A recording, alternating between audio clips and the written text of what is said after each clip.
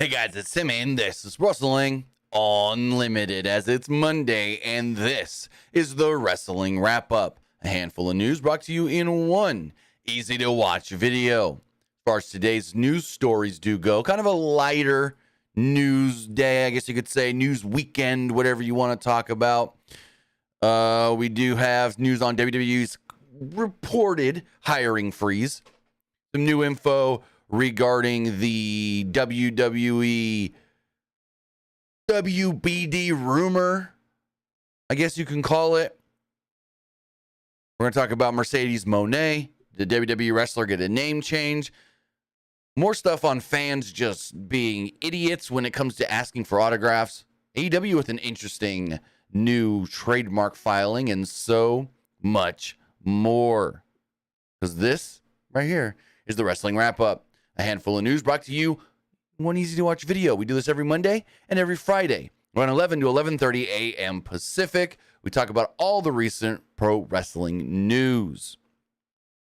With that, you can watch this a myriad of different ways, whether that's live or later. You can watch live on Twitch, twitch.tv/PWU Unlimited, or you can watch live or later on YouTube, youtube.com/Pro Wrestling Unlimited, or listen on podcast services all around the globe like Stitcher, Spotify, Google Pod, Apple Pod, Anchor, iHeartRadio, and so much more. Also, remember that if you are watching live on Twitch, you can help us out a couple of different ways. You can help us out by hitting that donate button down below or donating Twitch bits in the live chat. Also, remember, you can help us out by subscribing to the channel one of two different ways. You can be just like Esports Gaming Rules, who subscribed with a tier 1 subscription, or you can subscribe with Amazon Prime, because remember, if you have Amazon Prime, then you have Prime Gaming. Prime Gaming gives you a lot of cool things like free games, free stuff for games, and it always gives you one free subscription to any Twitch channel you want to support throughout the month. And I greatly appreciate it if you did right here, Pro Wrestling Unlimited. Esports Gaming says, congratulations to Kairi Sane. Well, it's just Kairi's, not Kairi Sane, for winning the Artist of Stardom Championship. Don't bet we see the Pirate Princess in WWE again with the NJPW Stardom Friends. Ahoy.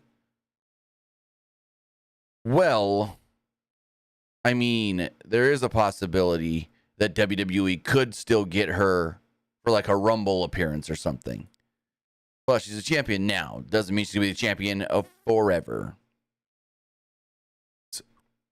Excuse me, I just choked on my spit. So we'll see how that all does go. Remember, you can also support us if you head over to YouTube, youtube.com/Pro Wrestling Unlimited, and become a channel member. As a channel member, you get early access to news, early access podcast episodes, early access to non-news videos, and so much more.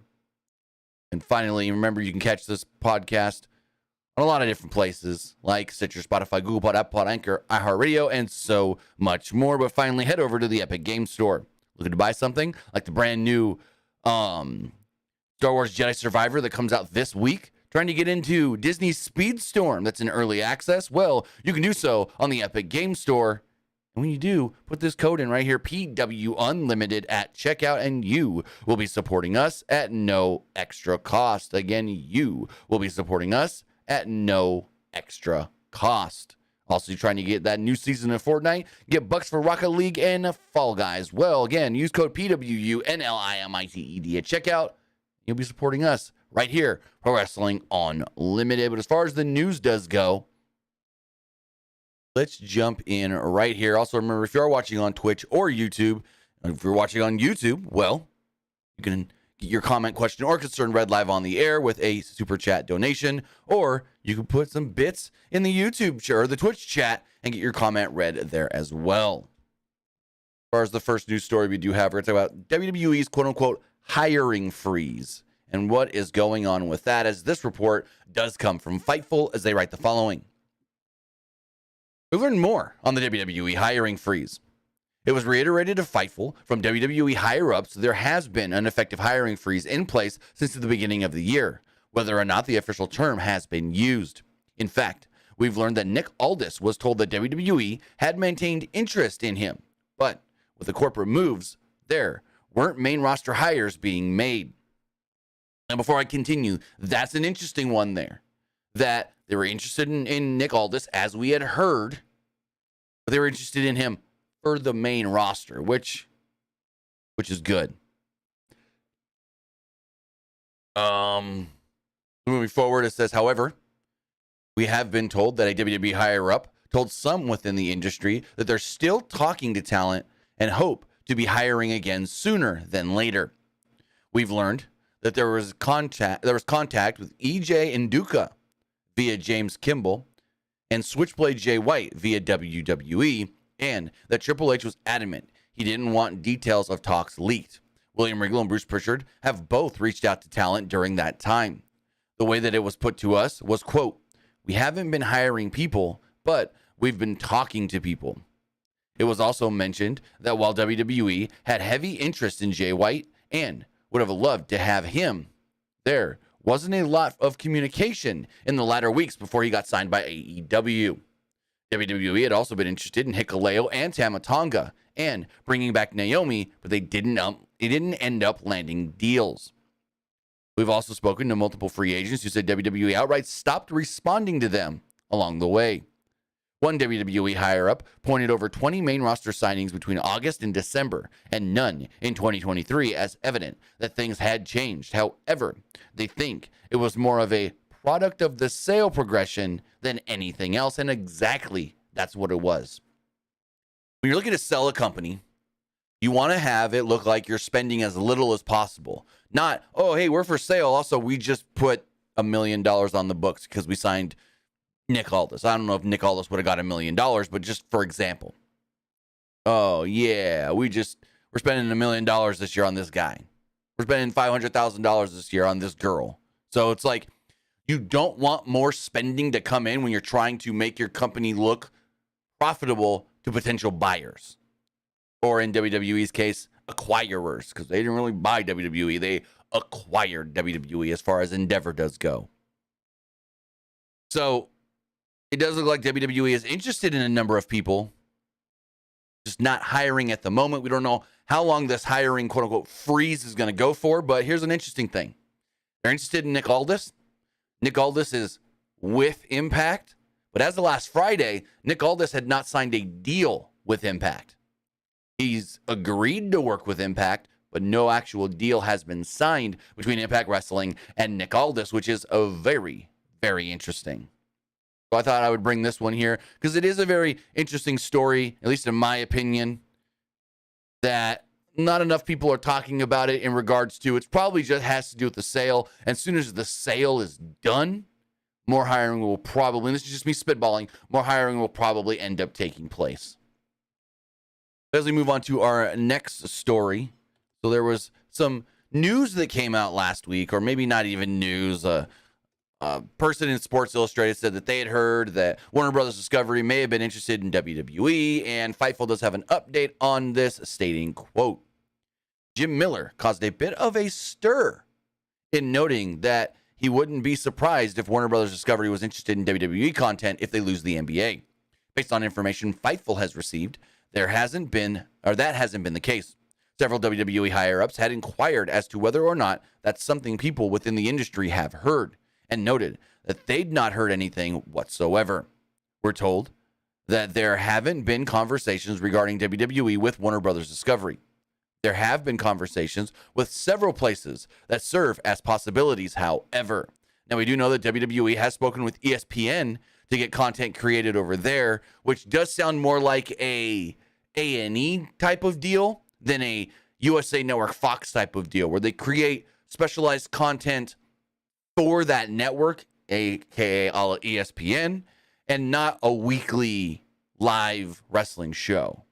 But Fightful does continue by stating, on the other side, sources at Warner Brothers Discovery actually tell us the opposite. There was nothing ill on WWE, noting in our conversations, but they indicated that Warner Brothers Discovery is gearing up to substantially expand their relationship with All Elite Wrestling from both a financial and a content perspective that will become evident soon. It was hinted that this involves the upcoming Collision show, as well as possibly more content. Well, there we go. It looks like Warner Brothers Discovery may not actually be interested in WWE, and that they want to grow their partnership and relationship with Tony Khan and All Elite Wrestling. Yet they probably could have got Ring of Honor at a cheap deal and put that something on like True TV, but they passed on Ring of Honor. So they want AEW. They don't want all AEW properties, I guess you can say. Because for all lack of a better term, as much as they don't want to say it, Ring of Honor is just their developmental. It's just what it is.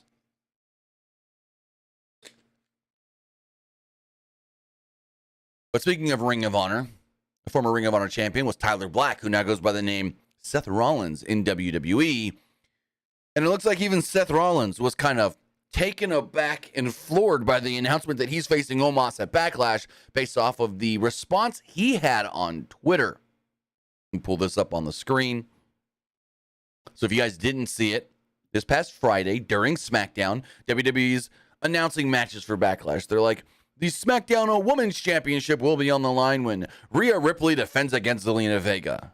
Seth freaking Rollins will be taking on Omos, and the U.S. title will be on the line. Everyone's like, whoa, what? Seth versus Omos? Where the hell did this come from? And it looks like Seth was even kind of a little kind of taken aback as he tweeted out this in response. It's Jim Carrey from Ace Ventura. All righty then. And then walking out. So it's like, maybe I'm looking too much into it, but that also sounds like Seth was unaware that this match was being made as well. I thought that was just a funny little thing that I wanted to bring to you guys in case you didn't see it. As we move forward, we got some injury debunking to talk about. First off, AJ Styles, who has been out since late December with what is being said to be a broken ankle. And let me get this to load. This is from PW Insider. It's not loading now. Give me 1 second. Why does this not want to load all of a sudden? We'll just do it this way. So PW Insider, it says that the PW Insider is reporting that AJ Styles was not around for WrestleMania weekend in Los Angeles, and the latest on him is, quote, it's a matter of him being cleared to return to action. The reason why it doesn't look like he's close to being cleared, per PW Insider's report, is that there's no word on him actually doing any kind of working out or training or anything like that since the injury actually took place. Usually when wrestlers get ready to return, they'll sometimes go down to the Performance Center and get some reps in and stuff, and none of that has happened either. So we'll see. We don't know. Gallows and Anderson, for the most part, have been kept off television as well. This is a rough one because it's like, we want AJ back. We want the OC. We want the club, whatever you want to call him. But it's like, what is going on with AJ? What is going on with AJ and his broken ankle? This has got to be way worse than we originally thought, because broken ankle recovery time. It says a broken ankle usually takes about 6 to 8 weeks to heal, but it can take longer. In AJ's case, the doctor will say how long you'll have to wear the boot or get a cast on or this or that, be on crutches and so forth. And of course, if you need surgery, it's going to take even longer. That is all from NHS. So, yeah, we're just sitting and waiting, and basically it's AJ has yet to be cleared. Now, speaking of ankle injuries, there was a report going around Saturday night that Kevin Owens may have injured his ankle at a live event in Fort Wayne, Indiana, where he and Sami Zayn took on the Usos. But it looks like whether he did get hurt or not, he was good by the next night, as Dave Meltzer stated the following on Sunday's Wrestling Observer Daily Update. Kevin Owens appeared to injure his ankle last night in Fort Wayne, Indiana. It came during an Owens-Zayn versus Usos tag title match. We're not sure where, but multiple people brought up that it was hurt during the match. He was limping and needed help to the back. He did come back, still limping, for the Cody Rhodes versus Solo Sikoa main event. We've heard nothing official on whether it was storyline or legit at this point. We'll probably know if it's serious based on if he works in Toledo tonight. Then, After that Toledo live event took place, we see Kevin Owens did work, and Meltzer stated the following later that evening on Wrestling Observer Radio, stating, he worked tonight in Toledo, so he seems to be okay. He heard it last night in Fort Wayne, but he seems to be okay. Like I said, he wrestled tonight. He did a run-in tonight, so he's good enough for all of that. And he was not limping at the show, as far as I know. So he seems to be good to go, probably, for Friday's tag team title match on SmackDown. And that is the big concern. If an Uso or Kevin or Sammy gets hurt before Friday, what does that mean for the tag title match? So it's good to see that Owens may have hurt himself a little on Friday or Saturday, but he was basically, all things considered, good to go by Sunday night. So maybe he tweaked the ankle and it was hurting him in the moment and for the couple of hours. But by the next day, hey, it's all good.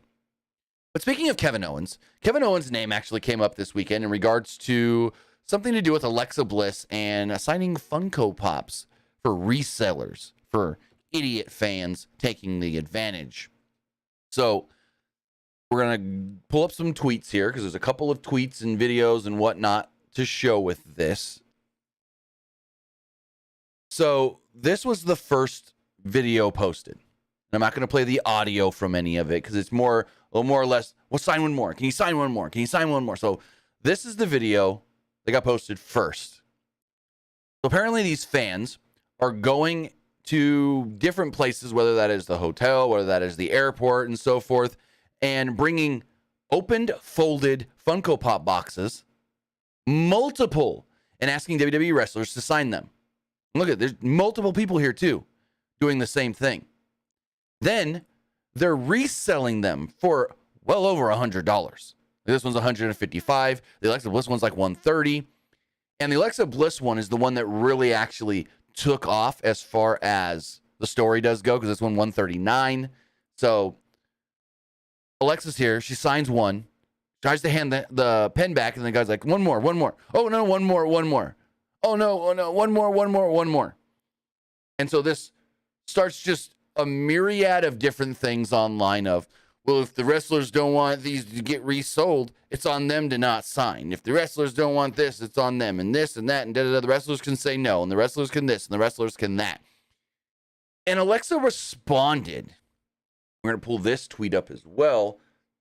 Basically to a situation I know personally from my cousin, who was a NHL cheerleader, to where she was one time asked for an autograph in a airport, told the guy no, and the guy just kept following her. So finally she was like, what do you want me to sign? Let me sign it.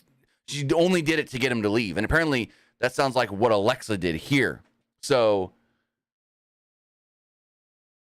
the one guy says, you should have just signed one and been like, only one per fan, then walked away. They don't deserve your time. She then responded with, I've tried that one. They get back in line like I wouldn't remember them. Or they just keep following until you sign the rest. Again, I wasn't there, but my cousin told me a story she told me the story back in February. No, March. This happened in February.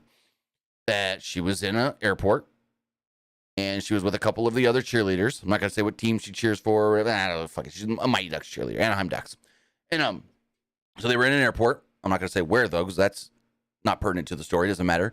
And someone recognized them and was like, can I get your autograph? Can I get your autograph? And her and the two other girls she was with were like, no, we're not signing your autograph. And then realized like 3 or 4 minutes later, same guy was still following them.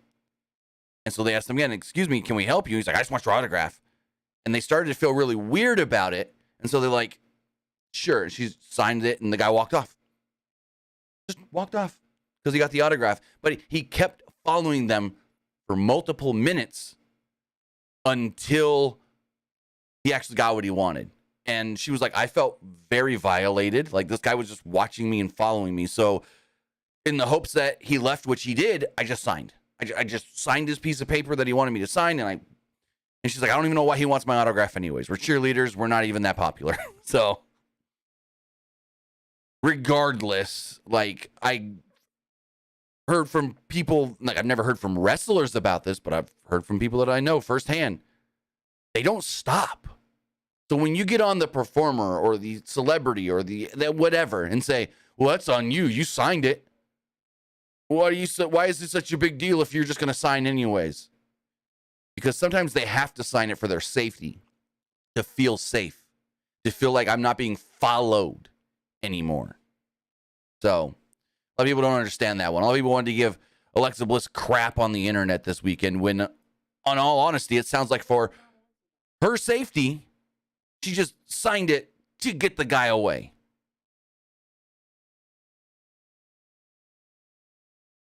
As we move forward, we have a couple other WWE stories. The draft is this week, starts this Friday, and there's two more names being rumored as potential call-ups, as this does come from Worked Wrestling. Worked Wrestling does tweet out the following. Two names scheduled to be working dark tapings during tomorrow's Raw are Cora Jade and Joe Gacy. They are both also seen as potential draft call-ups. Now, with Cora Jade, I could see her coming up, but I don't see her doing like great on the main roster right now. I could see her doing great eventually, but I feel like she still needs a little more work in NXT. That's like with Roxanne Perez. I had people ask me over the weekend, oh, they're going to call up Roxanne Perez? I think she needs more work on her promos, but I think Roxanne Perez is going to be a superstar. But she just needs a little more time. And I think Cora needs a little more time working on her promo stuff in NXT as well. Joe Gacy, bring him to the main roster. But then when you bring up Joe Gacy, what does that mean for the rest of Schism? We know that Grizzled Young Vets, Dyad, whatever you want to call them, they want out. What about Ava? Mone Johnson? What happens to her? Does she get the, Elektra Lopez kind of situation? Legado gets called up without her, and then she's just floundering. Joe gets called up without her, and then she's just going to flounder. So that's the other thing there. It's like if they call up Joe Gacy, which I think Joe Gacy's ready for the main roster, but if they call up Joe Gacy, what happens to his group? What happens to Ava? What happens to the Dyad, Grizzled Young Vets, if they don't get their release that they wanted? I see someone in the YouTube chat saying she should join the Bloodline. No, she shouldn't. No, she shouldn't. Now, I know when I'm going to say next, you're going to rebut me with Solo. But I'm just going to say she ain't ready for the main roster. She's been around for how long? Less than a year, and done really nothing. Had one match that was a 8-person tag that she did almost nothing in. What has she done to prove that she deserves to be on the main roster, that she's ready for the main roster and deserves to be in the Bloodline? Like, no. No. She's been in NXT for a lot longer. So those are two more names that are being potentially discussed as call-ups and are getting looks tonight at Raw. Our final WWE news story. It's a quick one. Looks like one WWE superstar may have got a name change. So it's Friday on SmackDown. There was a Karrion Kross video where he's talking about Shinsuke Nakamura and how the cards tell him who to attack. The cards tell him who to go after. The cards have told him to go after Drew McIntyre. The cards have told him to go after Rey Mysterio. And then he said Riddick Moss. The question here is, did Riddick Moss, Madcap Moss, did he get his name back? Did he get a name change? You know his real name, Riddick Moss. They've been calling him Madcap since the Happy Corbin days. And so, just a quick thing here. It's like, did he get his name back because Cross called him Riddick? This is a pre-taped thing. If he did the wrong name, they would have just refilmed it for the most part. So maybe he is going back to the Riddick Moss name. Moving forward, we have some AEW news to talk about. We have a little more news on the upcoming potential Collision show. I say potential because we're pretty sure that's going to be the name. We're pretty sure the show's going to get greenlit and kick off in June. But I just say potential because nothing is set in stone yet. But Andrew Zarian did tweet out the following, stating, quote, "I'm being told TNT will land the new show." As he stated, there's a lot of speculation regarding where AEW Collision will air on Saturdays. Despite TBS being rumored, I'm being told TNT will land the new show. That's big. That's big because that means there's going to be a lot of preemptions when it comes to like Saturday Night Basketball. Like, how often do we get Saturday Night Basketball on TNT during the season? It's a lot. There's a lot there. So that's one thing to look at. It's also being reported that the show will be from 8 to 10 Eastern, and then most likely 8 to 10 Pacific as well. It's not going to be one of these air on the same coast at the same time things, but yeah. Looks like the show is going to go to TNT and not TBS. I feel like with TBS, there might be less preemptions. That would be the smarter move, but again, there's a lot of Saturday Night Baseball on TBS as well. Speaking of All Elite Wrestling, found a new trademark last week that's pretty interesting. AEW has locked down a trademark for the name AEW Wrestle Dream. The company filed for the term on April 19th under merchandise purposes with the United States Patent and Trademark Office. As the description states, quote, AEW Wrestle Dream. Trademark registration is intended to cover the categories of bandanas, headwear, pajamas, pants, pullovers, shirts, shorts, socks. You get the drift. So it's interesting that this is for clothing and not like some show they're going to do. Because I saw a lot of people when this first got, put out on the internet, oh, is this going to be their version of WrestleMania? Wrestle Dream? But it's not being trademarked, at least yet, for a show. Because being trademarked for a show, it would say television purposes or online streaming or pay-per-view or this or that. Well, maybe AEW is just coming out with a new clothing line, and the clothing line is going to be called the Wrestle Dream. We don't know, but I find this very interesting. I do find this very interesting. Now, there's one AEW wrestler that's been out for a while, and that's Thunder Rosa.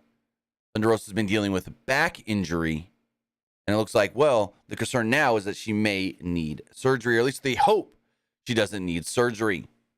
As Fightful provided an update on Thunder Rosa, stating that nothing, noting that Thunder Rosa is still not cleared of her back injury, and there is concern that she may need surgery to repair her back. This would lead to her return being pushed back even further to recover from the surgery. It was also recently revealed by Tony Khan that Thunder Rosa and her longtime rival Britt Baker may, quote, never get along, but that's a whole other thing. So the fear now is that Thunder Rosa may need surgery, and we'll just have to wait and see where that all goes. She has been helping out on Spanish commentary as of late, so she's been on the road, which is a good sign that she's able to travel again, because for a while when she first got hurt or the injury first got really aggravated, she wasn't able to travel. But she's able to travel now, and that's a really good sign. As we move off of AEW news, we got to talk about the woman that everybody was talking about over the weekend, Mercedes Mone. Give me 1 second. I'm getting a message here that I need to check.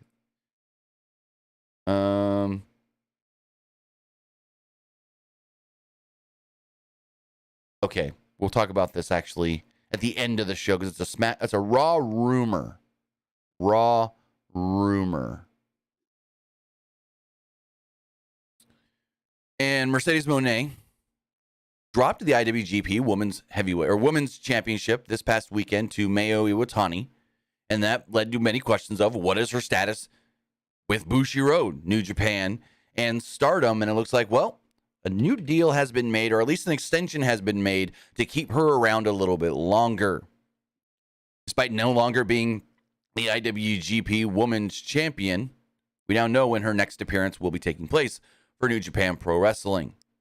New Japan Pro Wrestling did announce that Mercedes will be, well, in Long Beach on May 21st for Resurgence. So that is good to see that she's got more dates with New Japan Pro Wrestling. Again, the date this past weekend was supposed to be her final date, but another date has been worked out. We do not know if this is just a one-date extension or if there's more dates on this extension, but it's some sort of an extension and some sort of a quote-unquote new deal has been made between the two sides. So that's good to see. Really, really good to see. When we speak about Mercedes, you sometimes have to speak about Trinity, Naomi, and there's some news coming out on her as well. So recently we saw that she trademarked the name Trinity Star. Yet, over the last couple of days, it had been revealed that, well, she abandoned the trademark for the name Trinity Star. Dave Meltzer then reported in last week's Wrestling Observer newsletter that the reason she never showed up in Stardom was because, well, they're not paying a lot of money to people in Bushiroad right now as far as their wrestling division does go. They were able to pay for and willing to pay for Mercedes, but didn't want to pay for two American women, and Naomi got the cut. She then tried to refute this on her, I think it was Instagram or maybe Facebook. I'm not 100% sure. I think it was her Instagram where she said this is not true, but they didn't give any other details. So she says what Meltzer stated, and I'll just read right here. Meltzer wrote, quote, "An example is that they were told they could bring in Trinity Fatu, but it was felt it would cost too much for the return, and thus far hadn't made the deal." Mone said later that her contract wasn't expiring with the show, which was indicated that they've reached an agreement to continue, and also said that she wants to make Japan her, quote, new home. But it is interesting that Trinity dropped the trademark of Trinity Star, because if she was going to go by Trinity Star outside of WWE, you keep that trademark. I'm not saying this is going to mean she's coming back to WWE, but that's got to bring up some sort of those questions. With no longer wanting to be Trinity Star or no longer needing the name, where you go? Where do you go? She's just going to use a real name, Trinity Fatu? Or is she going to go back to WWE as Naomi? We'll have to wait and see. We have two more stories here. One is a little update on Jerry the King Lawler, who earlier this year suffered a stroke. WWE Hall of Famer Jerry the King Lawler has returned to social media to thank his caregivers following his stroke. Lawler had been recovering from a stroke that he suffered in Florida on February 6th. Lawler took to Twitter to state the following: "Just allow me to thank you for sending me your prayers and well wishes concerning my stroke. And my thanks go out to these three caregivers who devoted an entire week to help me out." So Lawler is now on his feet, up and about, able to move around and do things and whatnot. So it is good to see, but we don't know where he is as far as being able to travel, as far as, being at different WWE shows. He missed WrestleMania as far as being on the panel, the pre-show panel, like he normally does and whatnot. So hopefully the King can get back to his old self following having a stroke and get back on the road with WWE every now and then, here and there, for like pre-show stuff and whatnot. So good to see that Jerry Lawler is doing better. He did recently cancel appearance, but we didn't really hear why. I think the appearance is supposed to be taking place sometime in May. Finally, Eric Bischoff talked about some health scares that he went through recently.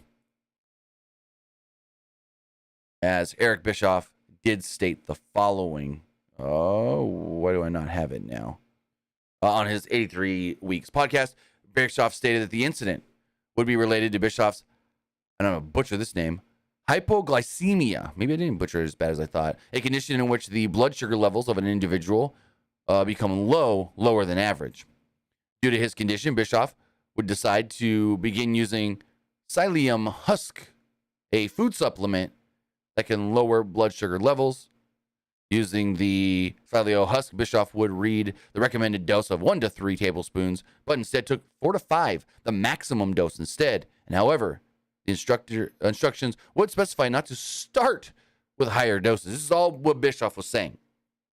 What followed was a bout of bleeding, a latter state of dizziness, and with his blood pressure being 85 over 45, he would black out soon thereafter, before making his way back up to the bathroom where the bleeding would continue. Bischoff would be found by his wife, who called an ambulance. However, before it could arrive, Bischoff would attempt to have a shower only to black out again and hit his head. However, once Bischoff arrived at the hospital, his bleeding had stopped, and staff, not knowing what was wrong, thusly sent him home as the result. After returning home, Bischoff would black out again the very next evening and would be moved over to the ICU. They would then put a scope in him, revealing severe intestinal bleeding. However, they could not discover where it came from. What would follow would be a procedure to remove some of the intestines. However, 10 minutes into the operation, they had used up all of Bischoff's blood type in the hospital. This would then result in Bischoff being flown to Billings, Montana in order to finish the procedure, which they thankfully did. A few days into his hospital stay, Bischoff was finally released, with doctors still unsure of what caused the near-death episode. While doctors were unsure, Bischoff would have a clearer idea with the dosage of the psyllium husk, resulting in a lack of moisture in his intestine, causing them to be severely torn up upon ingesting. So yeah, Eric Bischoff went through some crazy health scares recently, and it's just good to see that old Big E, old Easy E, as they call him, good to go now. So with that, guys, that's all we got for you. That is going to wrap up the wrap up. I do want to say thank you for joining me here. And before we get going, though, we got some potential spoilers for tonight's Monday Night Raw. So we're going to throw the spoiler graphic up. Spoiler graphic is up, and we're going to talk about these in 5, 4, 3, 2, 1. So it is being reported by Worked Wrestling, and let me just pull this tweet up. There are rumors backstage that Triple H may be making an announcement during tonight's Monday Night Raw. Details surrounding it and what exactly it entails are tight-lipped and unknown. So we'll see if this actually does come to fruition and if Triple H actually does end up appearing, tonight on the show. We're going to drop that spoiler in now. As far as what is officially announced for tonight's Monday Night Raw, well, we got some stuff for yous.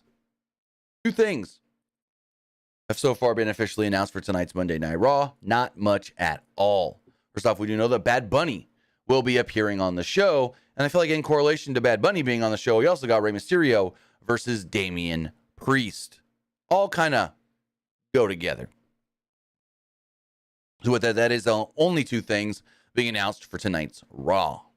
So with that, guys, I want to say thank you for joining me here. Twitch.tv/PWU Unlimited, YouTube.com/Pro Wrestling Unlimited, or podcast services all around the globe like Stitcher, Spotify, Google Pod, Apple Pod, Anchor, iHeartRadio, and so much more. Remember, we will be back live tonight for Monday Night Raw. So with that, have a great evening or day, and we'll see you tonight following Raw. Have a good one, guys.